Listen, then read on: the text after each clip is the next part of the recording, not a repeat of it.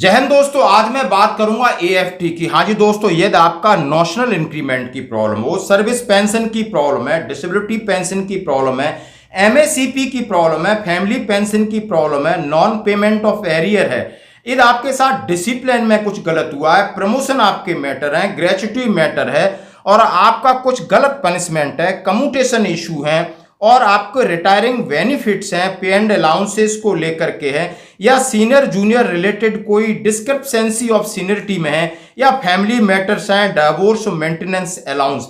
हाँ जी दोस्तों, ये सारे मैटर आपको legal help made easy for everyone, we offer legal help, यानी ये सारे मुद्दों को लेकर के आप एएफटी में जा सकते हो, क्योंकि एएफटी के अंदर एक नई लिस्ट 25/9/2024 को निकली है बीजेपी लीगल सेल दिल्ली ने।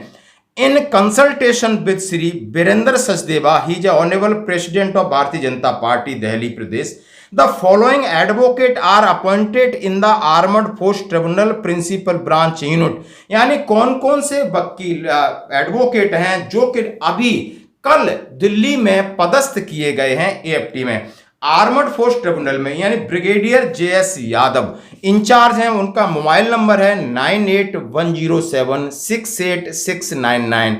अरविंद कुमार पटेल, शीतल रघुवंशी, कुमार गौरव, श्री निरंजन कुमार दास, मेजर श्रुति रावत, श्री गोविंद नारायण, श्री नवनीत के मिश्रा, श्री प्राची चतुर्वेदी, श्री राकेश कुमार यादव, श्री राजकुमार, श्री रामनिवास बंसल, श्री श्याम नारायण, श्री सौरभ कुमार, श्री बैजे अली नूर और बीजेपी लीगल सेल ने ये लेटर निकाला है। इनके सबके कॉन्टेक्ट नंबर हैं, इंचार्ज कौन है, को इंचार्ज कौन है, कन्वीनर कौन है और मेंबर कौन है। हाँ जी दोस्तों, ये है एएफटी का पैनल।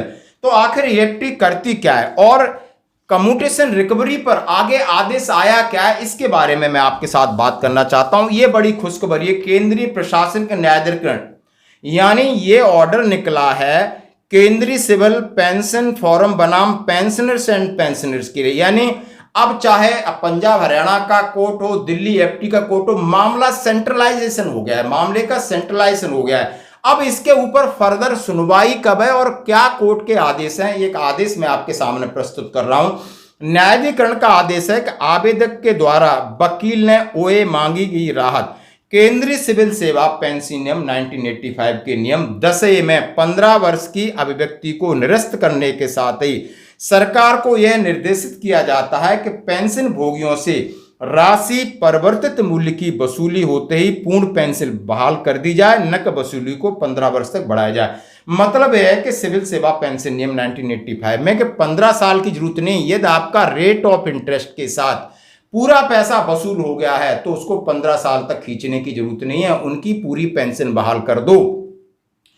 परिणाम स्वरूप सरकार को निर्देश दिया जाए कि वह पेंशन भोगियों से पहले से की गई अतिरिक्त वसूली को उनके खाते में वापस करे। दूसरा ऑर्डर। तीसरा है कि परिणाम स्वरूप 9% की ब्याज दर सहित पूर्ण वापसी की अनुमति दी जा सकती है। वसूली पहले ही 15 वर्षों से प्रभावित थी और उसको वापस करें। आवेदकों के पक्ष और प्रतिवादियों के खिलाफ कोई अन्य आदेश निर्देश आदि पारित करना। उन्होंने कहा आवेदक के वकील ने ये जो प्रस्तुत किया है कि माननीय जम्मू कश्मीर का ऑर्डर नंबर 100, लद्दाख का, केरल का, न्यायाधिकरण का और उन्होंने जम्मू अभी पंजाब और हरियाणा का, सारे उन्होंने चीजें आपके सामने रखी। उन्होंने कहा है कि कम्यूटेड की वसूली को लेकर के पंजाब हरियाणा उच्च न्यायालय का निर्णय का हवाला देते हैं। इसमें इसी तरह का मुद्दा उठाया गया था।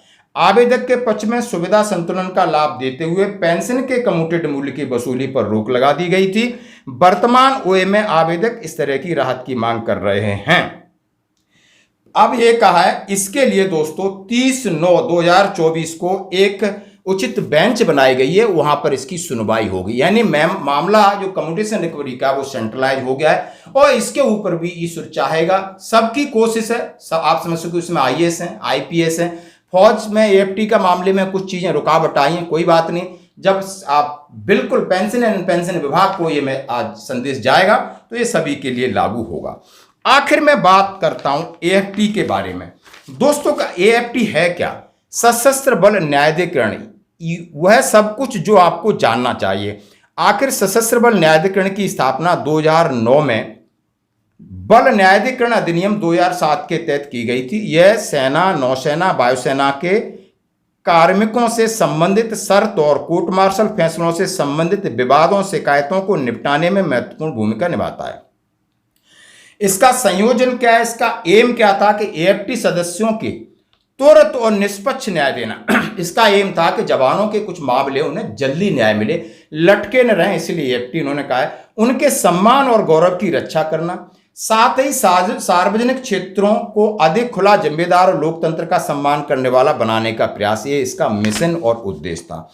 कहाँ कहाँ पर है एएफटी? चंडीगढ़ है, लखनऊ है, कोलकाता है, गुवाहाटी है, चेन्नई है, कोची है, मुंबई है, जयपुर है, जबलपुर है, जम्बी है, जम्मू के अंदर है। बिल्कुल दोस्तों, क्षेत्राधिकार इसका क्या है? अपील और कानूनी कार्य करने की शक्तियां, ये सारी चीज इसमें दिया है। और कौन कौन से लीगल हेल्प है, कौन कौन से लीगल केस हैं कि एएफटी के बारे में जो सवाल हैं उनके सारे जवाब हैं कि सशस्त्र बल न्यायाधिकरण क्या है, सशस्त्र बल न्यायाधिकरण का गठन कैसे किया जाता है, सशस्त्र बल न्यायाधिकरण की प्रक्रिया क्या अपनाता है, सशस्त्र बल न्यायाधिकरण किस प्रकार के मामलों को संभालता है, सशस्त्र बल न्यायाधिकरण में अपील कैसे की जाती है, मैं सशस्त्र बल न्यायाधिकरण में मामला कैसे दायर कर सकता हूं, मैं सशस्त्र बल न्यायाधिकरण के निर्णय के विरुद्ध अपील कैसे कर सकता हूं, सशस्त्र बल न्यायाधिकरण के लाभ क्या है, ये सारा पीडीएफ आपको चाहिए तो आप हमसे ले सकते हो। यानी ये थी एएफटी की पावर।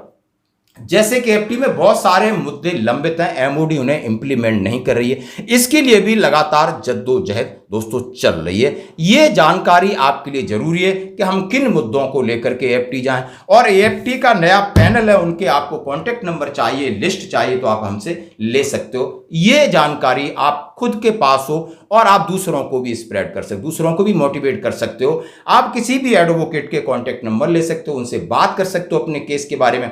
अपनी फीस को निर्धारित करें कि हमारी केस जीतना और केस को इंप्लीमेंट करना बड़ा फर्क है, क्योंकि सबको इनसिक्योर है कि हम केस तो जीत जाते हैं लेकिन सरकार हमें पैसे नहीं देती है। तो वहां तक आप इनसे पूरी बात कर सकते हो, अपने फीस या अपने जो भी उनका चार्जेस है दोस्तों। तो ये थी जानकारी। धन्यवाद।